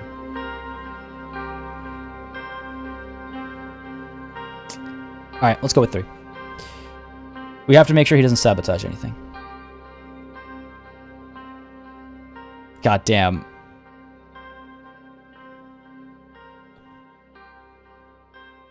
One is the best option. You should go for friendly. You know what? I'm gonna go ahead and throw this up for a vote. I'm curious. I'm so torn. I'm curious. We haven't had a vote in a while. Why don't we poll this one? How to deal with Soll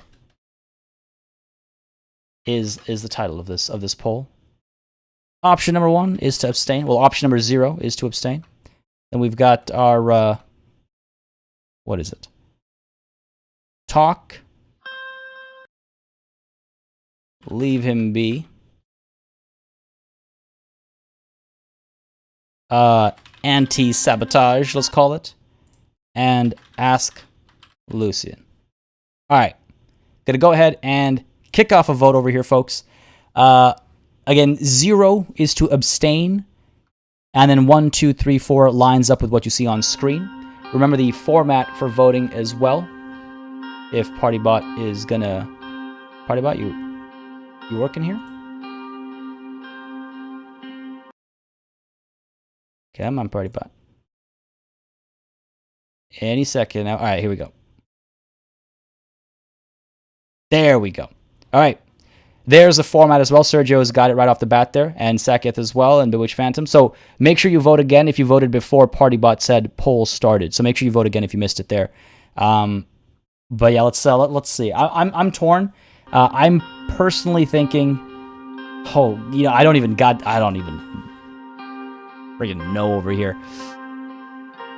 Now, the voting is going very interesting. There was a 3-way tie at one point.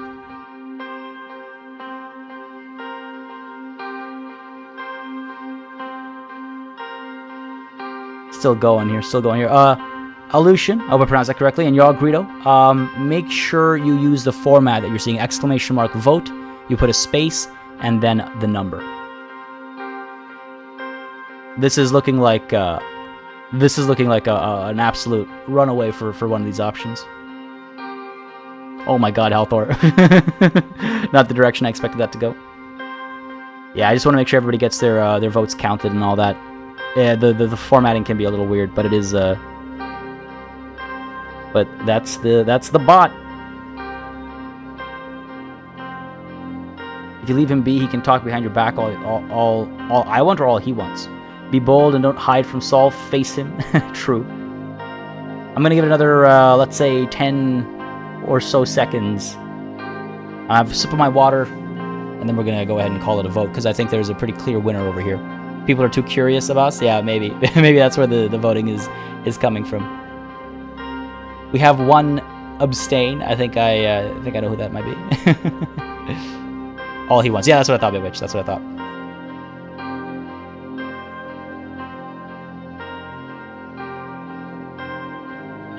I was not expecting this turn of events, I'll be honest. This man might be the sole cause of us failing. I doubt he's about to express solidarity with me. And if I fail, I'm sure he's going to pour salt into the wound. It wasn't me, Natalie. We have another abstainer. So are you going beyond the abstain then, and just like not even voting for abstain? Power. Power move. All right, we're gonna call it a vote. I'm gonna stop it here. I suppose interesting result, not unexpected, but interesting. So notify chat, yes please. We have again one abstain. Leave him be had 3 votes.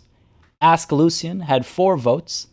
Anti-Sabotage had 5 votes, which means Talk won with 14 votes. That is quite the win. That is quite the win. So I suppose we talk. Let's do it. Voting is over now, folks. But it looks like the votes that we missed would have voted for the existing winner, so at least that works out. He'll make me Soll my pants. Yeah, certainly feels that way. Let's do it. I'll go talk to him. This is gonna go terribly. We should refrain from giving him the spotlight he expects. Maybe you can address him after the vote. As I was talking to Lucian, I spotted Kasaro Kibner walking to the back of the hall towards Tarkin Soll. He bowed in front of Soll and gave him a military salute. Seeing this, more people started to approach him. Suddenly, Gloria came up behind us. Gentlemen, why don't you go back to your seats? Let's follow the procedure. Oh, by the way, we have 251 members today. As you can see, the Member of Honor is here. He has already cast his vote. Has he now? So, Mrs. Tory, how many votes are missing? Only a few. Albin Clavin and 3 other men approached us with envelopes in their hands. Oh, man. And these must be them. Good day to you, gentlemen. Madam Speaker. Good day, Mr. Clavin. No time to be rude. Now's not the time to be rude.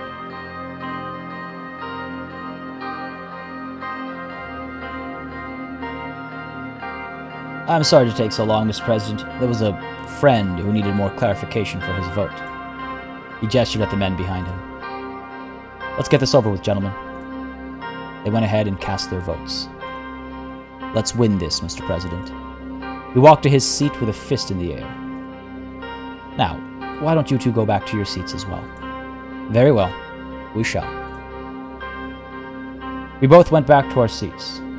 When I returned back to the mezzanine, I saw Peter sitting in the chair next to mine. Oh, thank God. Tell me you voted, man. Tell me you voted. Yeah, it's wild that we didn't even actually get a chance to talk to him. That block came through. Yeah, for real.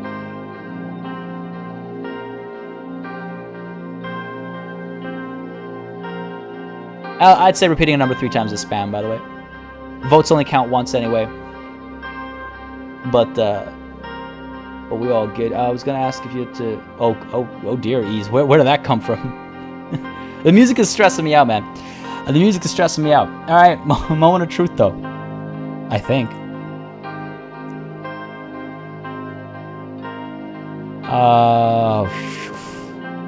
How are you doing? Let me guess. Your wife found out about your illicit affair, your extramarital business, and now you're in the slumps and you don't feel like voting? Did you cast your vote? Yes, of course. Good. God damn it. I've no time for his foolishness right now. Can't arrive late to this stuff. He looked at Gloria as she and her assistants counted the votes. The speaker's seat was only a few meters away from our platform. I really hope this proposal goes through. I hope so too, buddy. Let's see. We tried to get Gloria's attention by waving at her. Why? How many votes left? Gloria looked at Peter. She looked annoyed. Dude, what are you doing? 117 ayes, 50 more votes to count. Dude, what the fuck? Oh, God.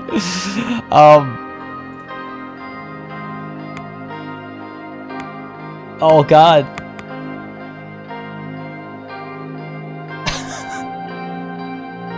Oh, God. Oh, God. Peter turned to me. What? 50 votes left and we still need 49 more ayes? Shit.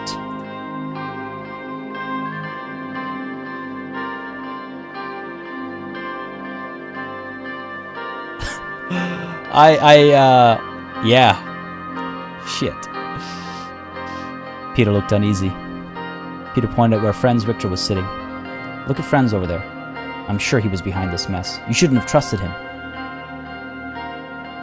It's not over yet, Peter. Don't jump to conclusions. Well, a single bang from Gloria's gavel reverberated across the hall. Everyone fell silent. Yo, I'm stressing here, man. Get your Fs ready. Get your Fs ready. Voting has been concluded. I leaned forward to hear the results. The proposal has 122 ayes and 129 nays. It did not even reach the number of signatures that supported it. Wow. F's in chat. He's coming through with the quote of the day. Game over, man. Game over. Yeah, for real. Holy... What? I got betrayed. I got absolutely betrayed. Jazzy B, I've never seen as low a number. That's wild. I guess we accept everybody. Should have sold my soul. Honestly, should have sold out to done all the bribery and all the trash. Not easy to force a party to change from the inside. Yeah, I guess.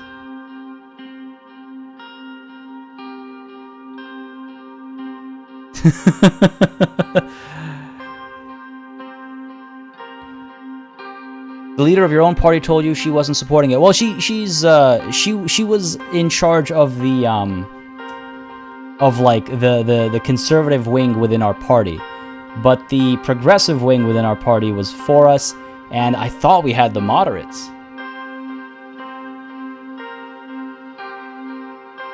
So time for a military dictatorship now? Yeah, feels like it. Time to clean house.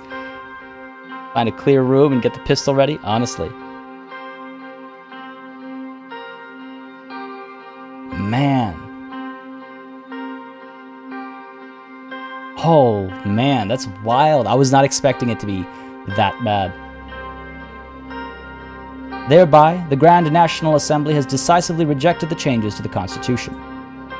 The Assembly was roaring with all kinds of different reactions. I felt destroyed. I lowered my head and closed my eyes for a second. God, I'm sorry.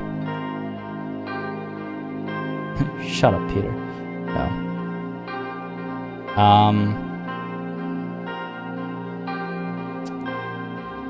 Saul took my soul? Yeah, true. Time for a dictatorship now. Why don't I bribe her? Because I was trying to do everything cleanly. We probably should have just bribed everybody, honestly. Would have got our win. Would have won the vote. Would have lost our soul. Oh no, I know it's not game over, Jazzy. Yeah. This is just one of the many issues. I was hoping to have this win before we got assassinated. It's okay. We'll find another plan. We gotta maintain hope. We gotta retain hope. The MPs kept shouting in the hall. Among them, I heard Friends Richter's voice. I blame the president for this result. He and his party's weak attitude towards real change doomed him from the start. Oh, friends, I thought we were friends. He's just like his predecessors, enjoying the privilege of presidency while ignoring the responsibility that comes with it. It is time to realize that real change will only come from real reformists. The People's Freedom and Justice Party will keep leading this movement. The reformist MPs started applauding him. Suddenly, I noticed Tarkin Soll slowly rising from his seat at the back. He seemed to be struggling and used his cane for help. He stood and gazed around the hall as all of the members of the Grand National Assembly went silent.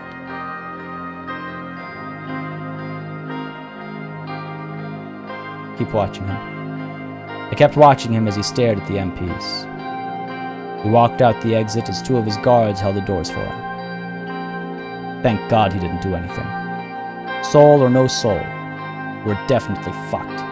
Neither the party nor the public is going to be pleased.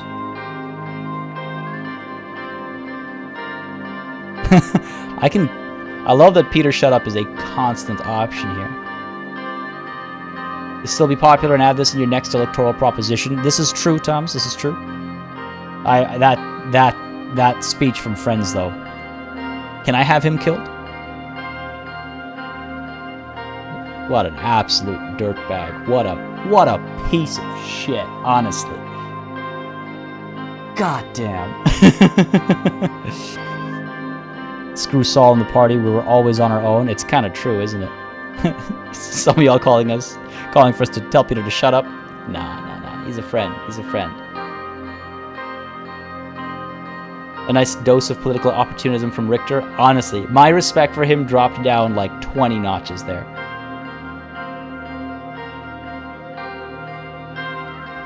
Yeah, Natalie, I figured the game's going there, so might as well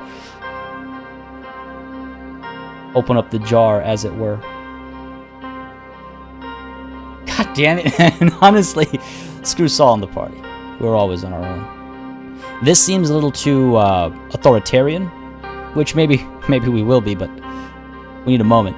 Damn it just sounds defeatist. 4 is just rude. I don't want my best friend to assassinate me, of all things. Screw Saul and the party. We were always on our own. I think this is true. Supreme Court might have blocked it anyway. This is true. That's, you know what? I like that. That's such a ray of hope. Thank you for saying that. You know what? Yeah. Supreme Court would have probably blocked it anyway. We're fine. That makes me feel better, I suppose. Eat him, says Halthor. Honestly. Honestly? Got it, sent. You're right. So you think we can still survive this? If the USP abandons us, we'll form a new party. I mean, you know, it's not a bad way to force the government to always be, what's it called? The word is slipping my mind. When you come together, multiple parties come together and they form a coalition. I'm leaning towards that. We need to take Ease's advice more. You know, I will say, the further we've gone along, the more I've been like, yeah, we're going with the option that Ease wants. And this seems to be a similar case. I'm seeing a lot of ones over here. All right. I think we're gonna go with one. Over here. It is a good way to force coalition governments, and coalition governments can be good. Okay, we can stop with the spam, please. One is the way we're going here.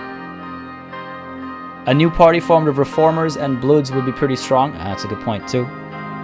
Yeah, if the USP abandons us, we'll form a new party. The beauty of democracy. Coalition governments can be extremely good, and they force people to meet in the middle.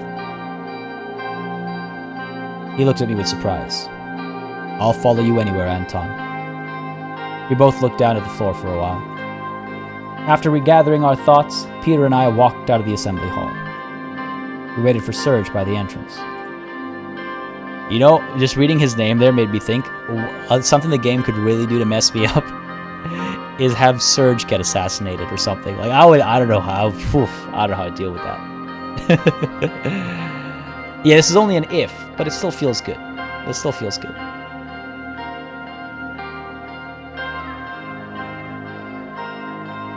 Yeah, all good, all good. I understand getting carried away in the heat of the moment. It's all good. I just wanted to make sure.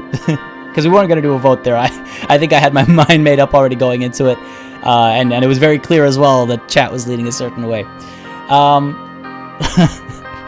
Asking Ease to kill Surge to ruin me. I will say, that's a pretty pivotal moment. Folks, if you've been enjoying this series so far, and it's great to see such a sort of core following for this in live and with the VODs as well. If you've been enjoying and you still have some hope for our country, leave a like down below. We've had about 50 or so folks watching. We've kind of fluctuated to 60 or so here and there. But we've been around kind of like 25 to 29 likes. So if you've been enjoying, hit that like button. It really does help me make decisions when it comes to stuff on this channel. So please do that. And if you're watching the VOD, a like and a comment as well if you'd like to have your opinion kind of shared and heard and whatnot. Marcus, always follow Ease. He is as wise as he is old. He's not sure if that's a compliment. Yeah. Yes. Yes, no? Smash that like, damn right. No, Wickles, either he called him old or he called him young.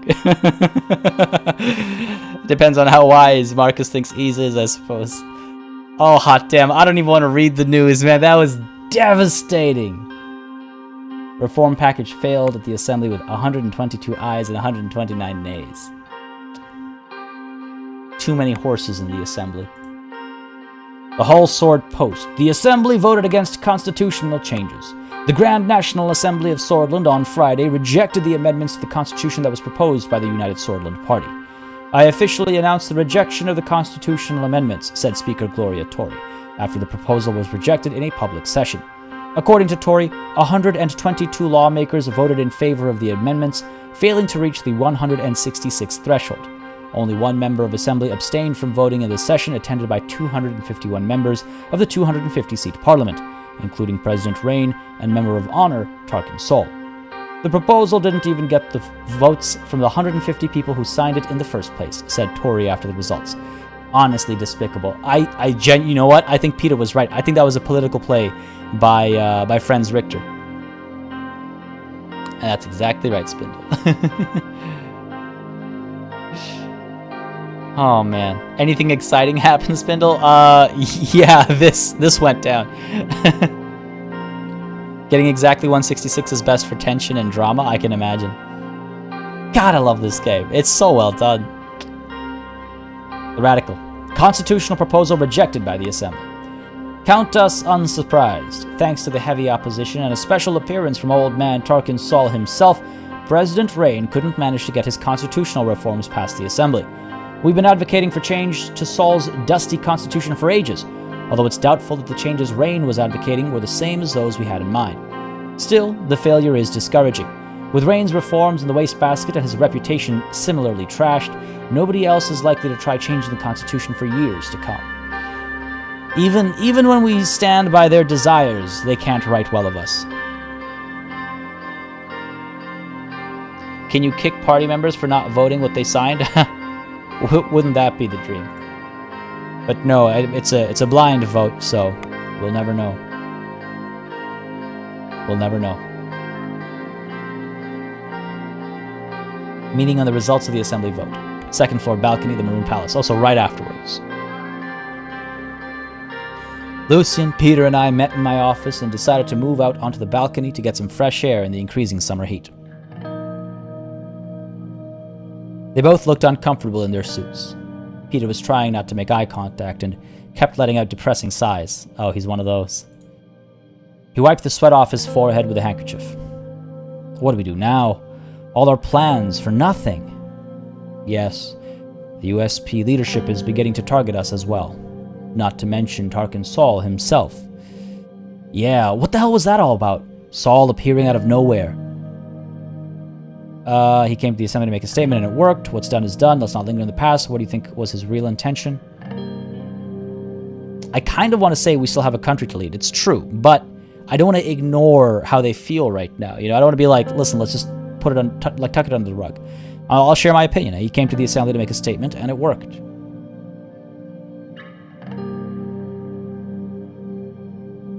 Oh, that's a good point, Thomas. It's possible that they said I failed to prevent others from trying themselves. Oh, he might not have voted Panther Wolf, but he certainly, I think, swayed the assembly. He didn't even hit... The statement he made was being there. I'm sorry that we failed to gather the necessary intelligence about his arrival. Something went wrong on the security reports. I still don't know what. It was partly our fault. Yes, we apologize, Peter. Were you responsible for this, man? Don't do this to me.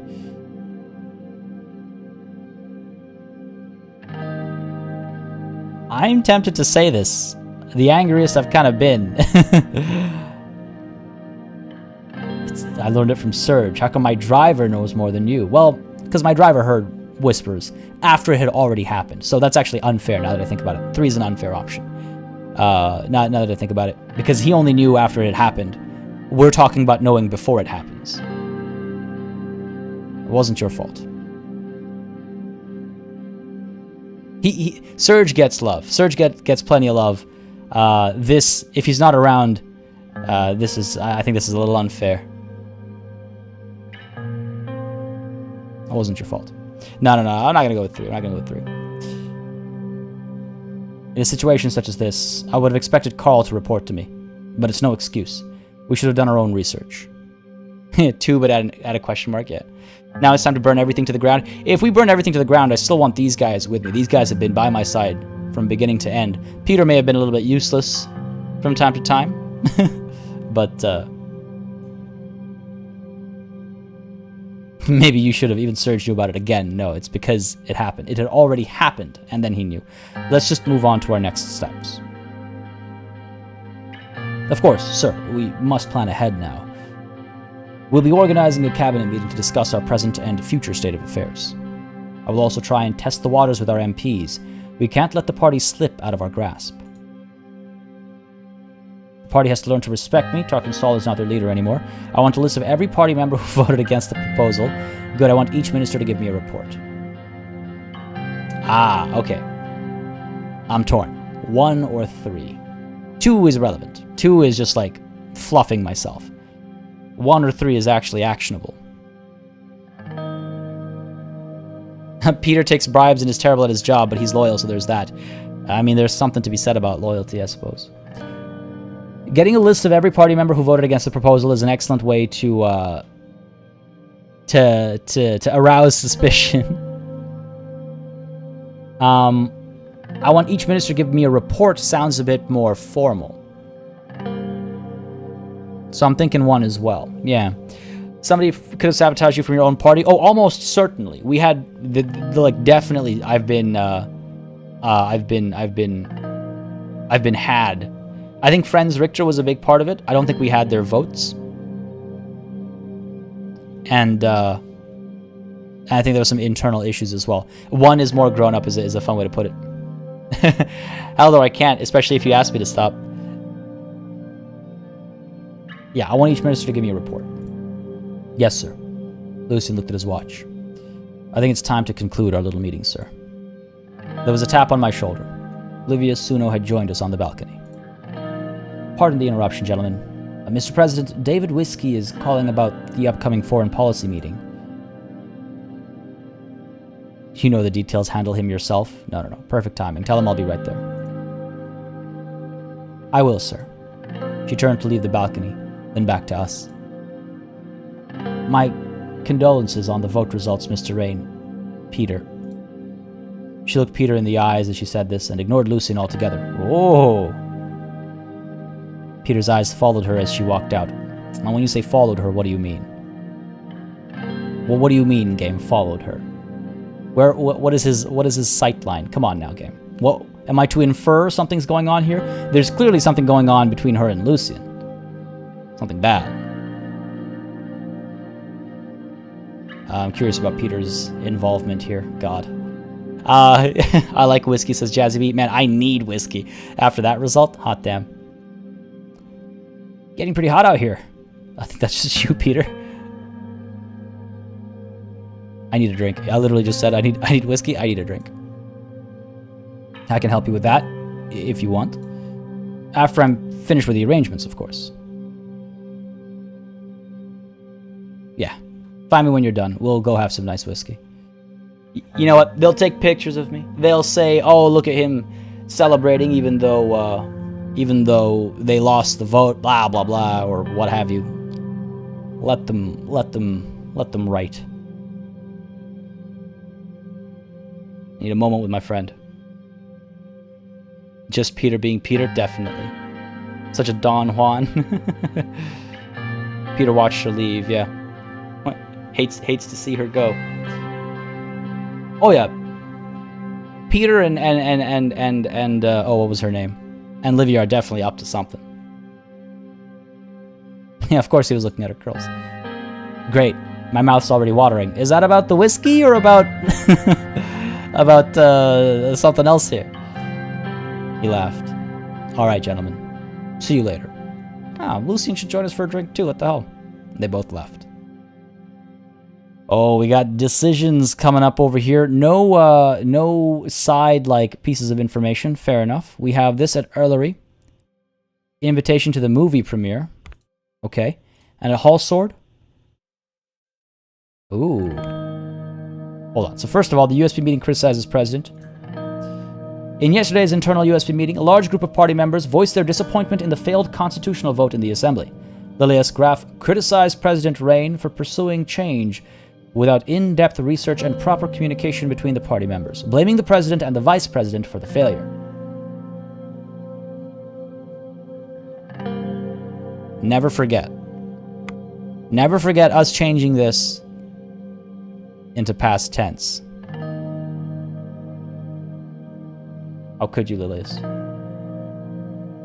But Roomberg whistleblower arrives.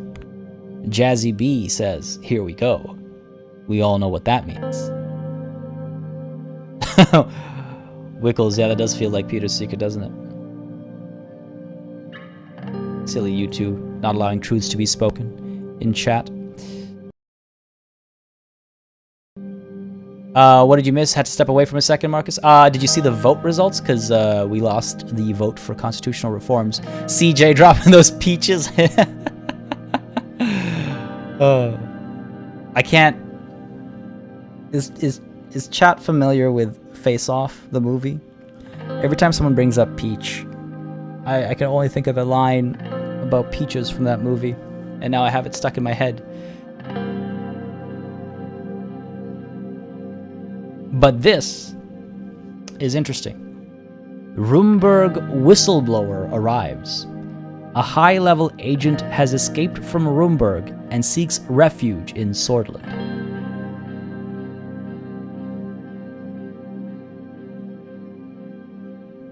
Remember, war with Roomberg seems almost inevitable. So what is this whistleblower coming here for? What information do they have? And can we use them as a bargaining chip? And if so, which way? Which way? Close, Ease, close. It's actually, I could eat a peach for hours, if I recall correctly. I last watched the movie when I was very young, so I can barely remember it word for word. It was a Wickles up. You know, it was a movie. It was entertaining. Let's call it that. It had an interesting concept. Semperius, a little late to the party. Had to drive the kids. Sounds good. I'm glad you could drop by. Elena Kelly as well, coming through. How fares? How fares? It is unfortunate that I have to say that this is actually what we're going to be calling it a session. I feel like this is an excellent stopping point. The vote just ended. We are 4 minutes away from when I would be stopping anyway. And with a whistleblower arriving, we find ourselves at the cusp of a hill, so to speak.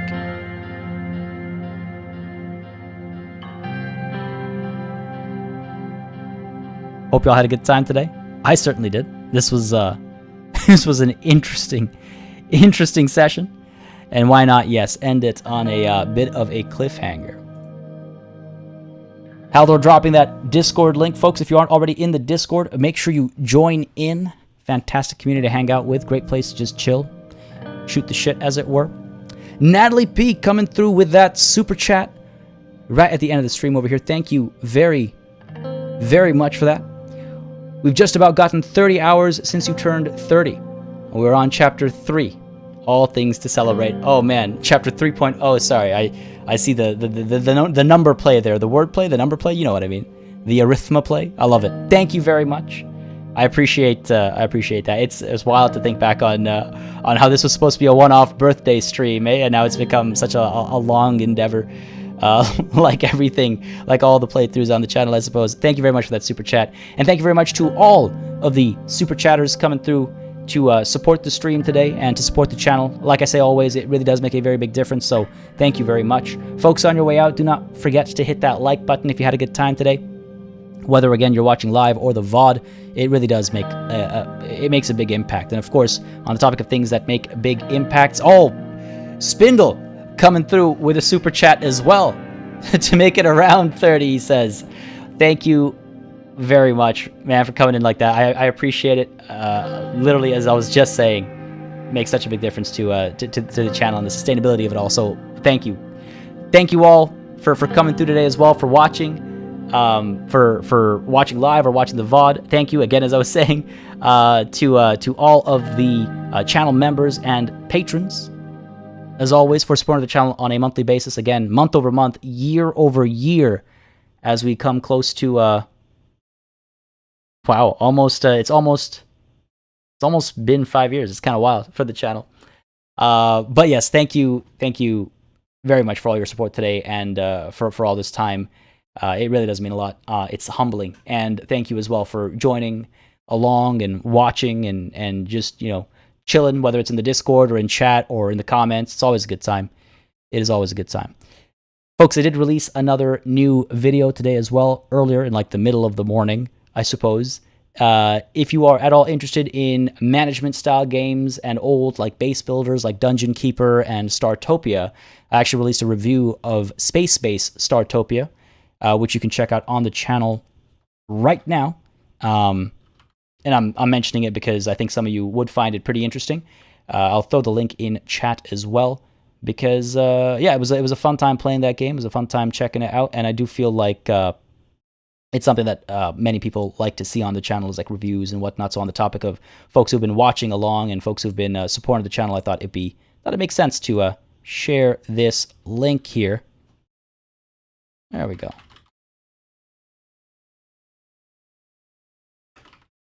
There we go. But on that note, I'll probably actually be hanging out in the Discord later today. I kind of want to dive right into recording some stuff, maybe a short break, and then I'll be in the Discord. I think hopefully a fair bit this weekend, just chilling, just vibing. So don't hesitate to join if you haven't already.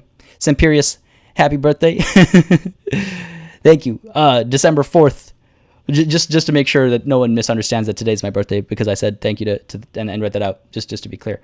It's so hard to leave these streams sometimes. Such chill vibes. I love hanging out. Haldor, party, love your streams, bro. Been going through shit. Always gives a good time to watch and join in. Oh man, I'm sorry to hear that, dude. If you ever need somebody to talk to, hit me up. Always all ears. I hope things resolve themselves. I hope whatever it is, is ends up all right and does so quickly. But yes, hit me up if you ever need. Yeah, he's December 4th. It's a great birthday because everyone's always busy for one reason or another. It's December 4th. Yeah. Anyway, reminiscing aside, happy weekend, folks. Indeed, I'll see you all around. Catch you on Monday. Just as a reminder, Daylight Savings Time is kicking off for many countries this Sunday, so stream times might seem different. I'll try and throw out some reminders. Again, follow me on Twitter. Check out the Discord for all that. But yes, we're back on Monday with Crusader Kings 3. It's going to be interesting. It might be the final episode. It's going to be interesting. And then we're back on Tuesday again with Phantom Brigade. And then Friday once more with Suzerain. Until then or whenever, cheers.